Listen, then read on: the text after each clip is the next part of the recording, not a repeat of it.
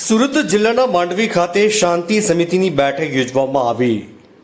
મળેલી માહિતી પ્રમાણે આગામી તહેવાર શ્રી ગણેશ ઉત્સવ તથા ઈદે મિલાદ તહેવારના અનુસંધાને માંડવી પોલીસ સ્ટેશન ખાતે નાયબ પોલીસ અધિક્ષક શ્રી બી.કે. વનાર સાહેબના અધ્યક્ષસ્થાને શાંતિ સમિતિની મીટિંગ રાખવામાં આવી હતી, જેમાં માંડવી પોલીસ ઇન્સ્પેક્ટર શ્રી એ.એસ. ચૌહાણ તેમજ પત્રકારશ્રીઓ અને હિન્દુ મુસ્લિમ સમાજના આગેવાનો ઉપસ્થિત રહ્યા હતા।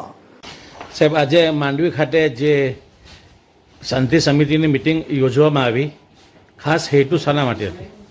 આજરોજ સુરત ગ્રામ્ય જિલ્લાના માંડવી પોલીસ સ્ટેશન ખાતે માંડવી શહેર અને આજુબાજુના ગામડાના જે આયોજકો, ગણપતિ મંડળના આયોજકો હતા એ લોકો અને ઈદે મિલાદના જે આયોજકો છે એમની સાથે તથા શાંતિ સમિતિના સભ્યો સાથે માંડવી પોલીસ સ્ટેશન ખાતે એક મિટિંગનું આયોજન કરવામાં આવેલું છે।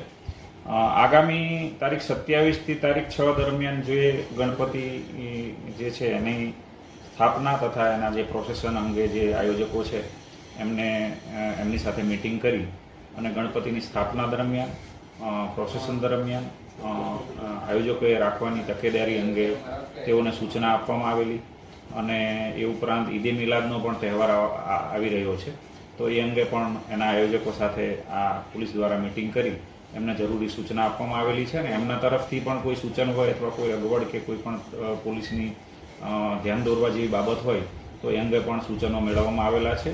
એ અંગે સલાહ કરી અને તમામ આયોજકોને સૂચના આપવામાં આવેલી છે ને અમારા દ્વારા પણ જે કંઈ તંત્ર દ્વારા જે કંઈ આયોજન કરવાનું છે એની પૂર્વ તૈયારીના ભાગરૂપે આજરોજ મિટિંગ કરવામાં આવેલી। એ ઉપરાંત સરકારશ્રી દ્વારા ઓપરેશન સિંદૂરને લગતા થીમ ઉપર અને સ્વદેશી અપનાવો તે વિષય ઉપર પણ ગણપતિ પાંડાલોની અંદર આ જે બંને વિષયો છે એમની મહત્તમ એનો પ્રચાર થાય અને લોકોમાં જાગૃતિ ફેલાય એ અંગે પણ ગણેશ મંડળોને સૂચના કરવામાં આવેલી છે ને એમને પણ પ્રોત્સાહિત કરવામાં આવેલા છે। એ અંગે પણ પોલીસ દ્વારા ગણેશ મંડળોને અવગત કરી અને એ બંને વિષયો છે એનો પ્રચાર પ્રસાર થાય એ અંગે પણ એમને જાણ કરવામાં આવેલી છે। માંડવીથી